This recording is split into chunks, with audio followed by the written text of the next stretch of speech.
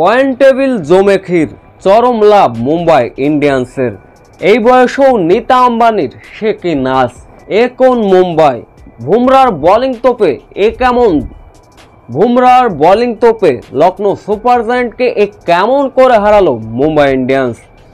Super 4-এ যেতে দুই দলের জয়ের কোনো বিকল্পই নেই, এমন সমীকরণে মুখোমুখি Lucknow super giant Mumbai Indians. শুরুতে অবশ্য ব্যাটিং করতে নেমেছিল মুম্বাই, যেখানে লখনৌ সুপার জায়ান্টকে 216 রানের মহা লক্ষ্য ছুড়ে দেয় তারা।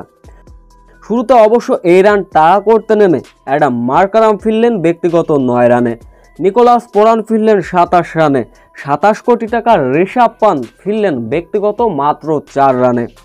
অর্থাৎ 64 রানে যখন 3 উইকেট হারিয়ে ঢুকছিল লখনৌ সুপার জায়ান্ট, তখনই ব্যাট হাতে যেন অনবদ্য পারফরমেন্স করলেন ইয়াশ বদনি, যার ফলে মাত্র 10 ওভারে 100 রান পার করে ফেলেছিল লখনৌ সুপার জায়ান্টের দলীয় রান।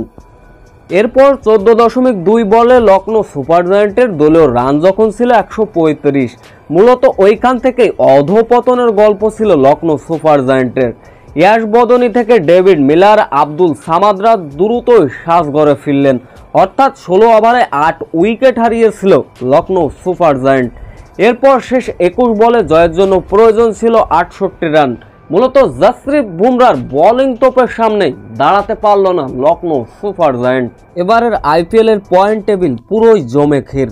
চলুন এক নজরে দেখে নেওয়া যাক এবারের আইপিএল এর সর্বশেষ পয়েন্ট টেবিল।